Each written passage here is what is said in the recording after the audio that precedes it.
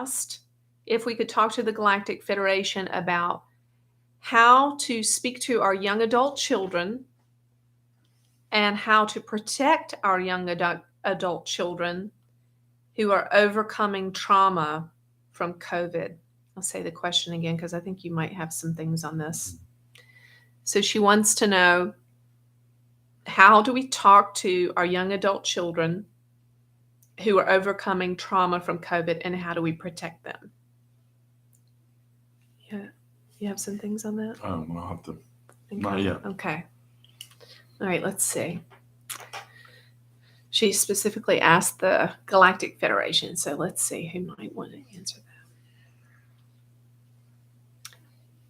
that. Most important thing is don't let them think that there's something wrong with them. Yes, Pleiadian sisters, we would agree with that. Many times young adults and children and teens will observe various things going on, especially this trauma around COVID, and they have internalized some fears and thoughts about themselves that may not be true. Yeah, more on that. A child, if you talk about it having an issue when it's young, it will unconsciously pick up that issue and it will act out that issue. So you should never talk to the doctor or have the doctor talk about something that's going on with somebody who's under age, certainly under age 7, because once again, if that gets into their unconscious mind, then they will behave that way. Like, can you give an example? Do you mean like a diagnosis, like ADHD or something? Or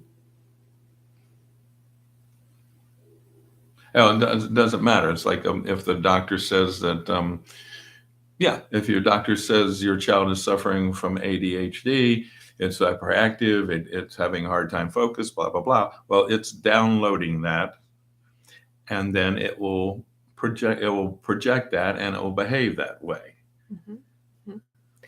Yes, Pleiadian sisters here, and we are in agreement that these sorts of labels and diagnoses, when they enter into the heart of a child, the ears of a child, they can begin to identify very strongly with these labels, and this makes it all the more difficult for them to be released from the diseases or the disorders or the behaviors and so on. And so we agree with this gentleman. Children are very impressionable.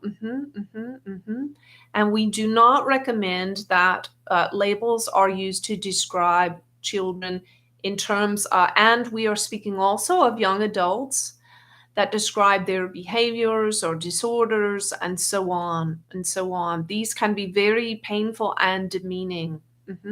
And also on the converse side, we would say also have honest and intelligent, thoughtful conversations with your children about the things they struggle with.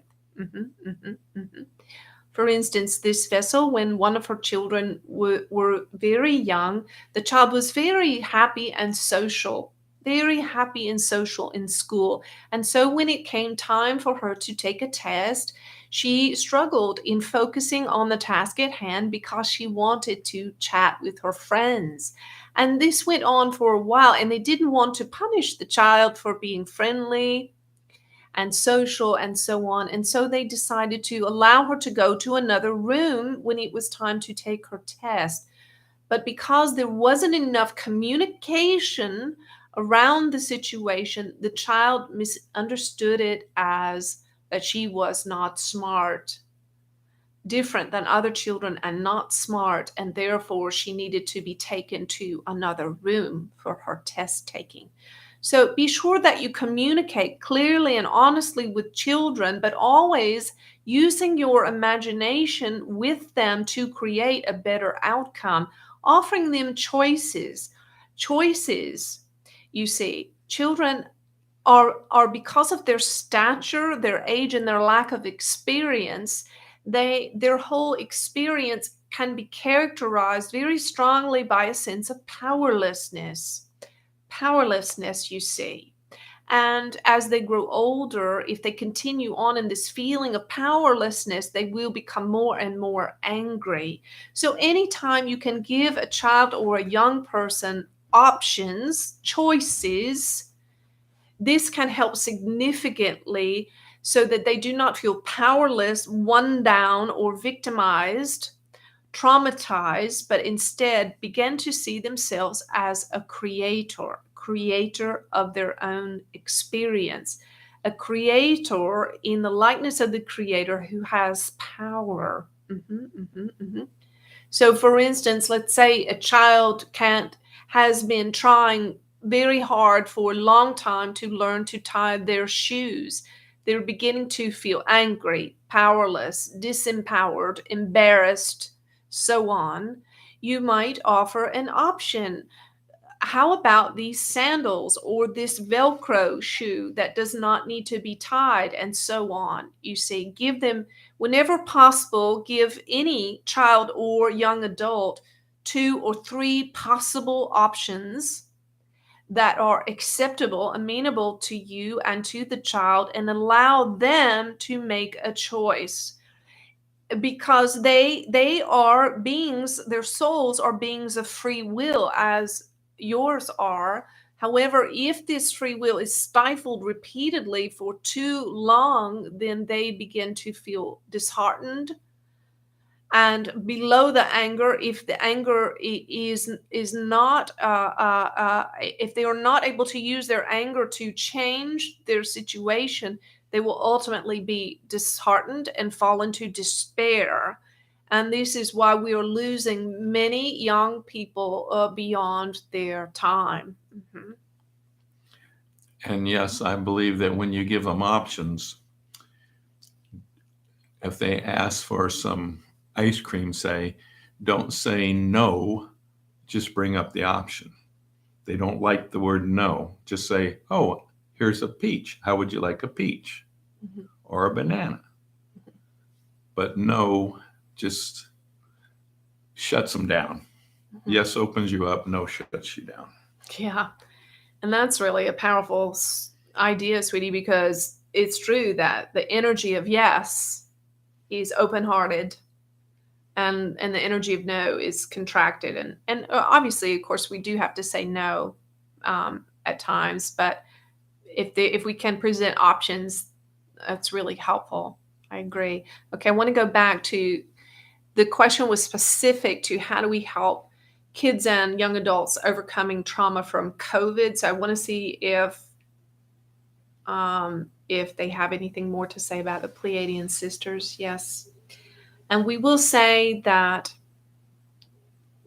as a result of the mass consciousness and focus on fear and the terror that was caused from the disease and the unknown surrounding the disease, it is most unfortunate. It would not have been our design or desire that these children spend such an extended period of time in an anxious state, in a reactive and anxious state, and under the influence of the global consciousness around the disease, not just the disease by any means, but all the many myriads of effects like dominoes falling that were caused by the origin of the onset of the disease.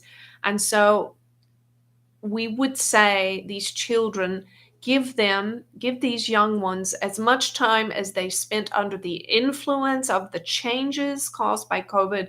Give them at least this long to recover. So how you ask, we would say, give them your attention. Attention is the energetic currency of love. Attention is the energetic currency of love. Listen to your young adults and children. Listen without judging, without without needing to assert your wisdom or your life experience. Listen, listen, listen, and do not call their perspective good or bad. Instead, help them, as this gentleman said, to see options for themselves. Point them to ideas of how they can be creators of a new and better and different outcome for themselves. And these don't have to be, you don't always have to focus on the big life choices. Sometimes parents of young adults think if they would just go to such and such a school or get such and such a job or this and that, but perhaps start with very small things. Small things help them to see the choices that are available and to exercise their free will. Show them, point out to them areas where they are appropriately using their personal power. These children, having come out of COVID, and these young adults are struggling in the area of their root